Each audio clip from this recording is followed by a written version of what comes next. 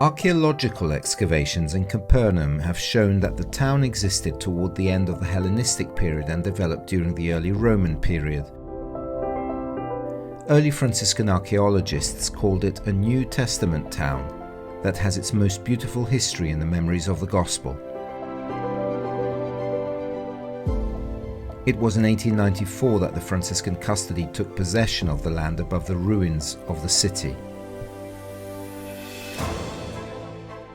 A long documented work. From 1968 to 2003, a series of reports on the 23 excavation campaigns carried out on the Franciscan property were compiled.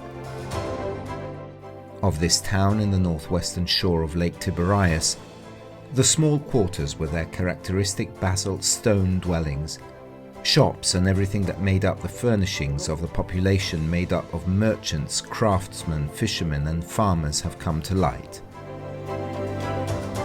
In one of these campaigns, the surprising discovery of the octagonal Byzantine church. On that occasion, the house of Simon Peter came to light, which became the home of Jesus and the Domus Ecclesia of the early Christian church. The pilgrims pass on to us this tradition, which is very old and very strong, and which archaeology can follow step by step to its origins. We consider it a solid and important tradition.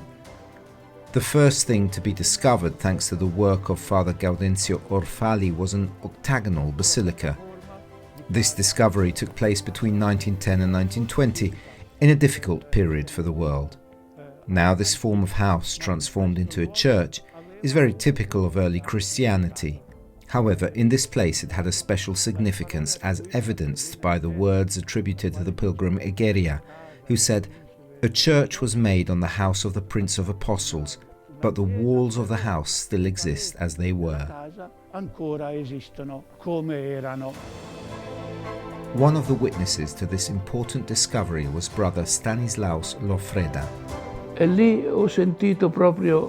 There I really felt that as an archaeologist I had to confess I was moved.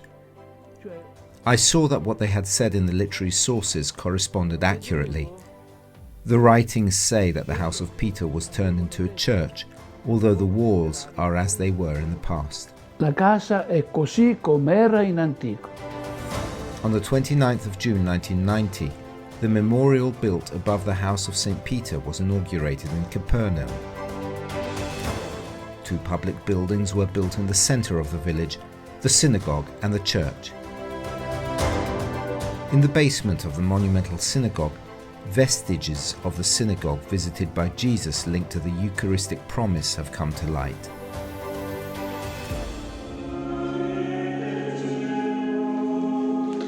It was precisely in Capernaum that Brother Francesco Patton, Custos of the Holy Land, celebrated Holy Mass during the week in which the biblical texts recall Jesus' speech in the synagogue on the bread of life. We are in Peter's house, and through the stained glass windows of this shrine, we can glimpse the place where Jesus gave his Eucharistic sermon, recorded in chapter 6 of the Gospel according to John. It is a speech, the Custos underlined in his homily, that follows the great sign of the multiplication of the loaves and fishes. In the house of Peter, Jesus performed many wonders and teachings. Equally significant is the synagogue, because it is the place where, according to chapter 6 of the Gospel according to John, Jesus makes that beautiful speech, the one on the bread of life. He presents himself as the bread of life, the bread that the Father gives and which welcomes him, the life that through him the Father gives. Therefore, it becomes the speech of the Eucharistic promise, that is what we have celebrated today.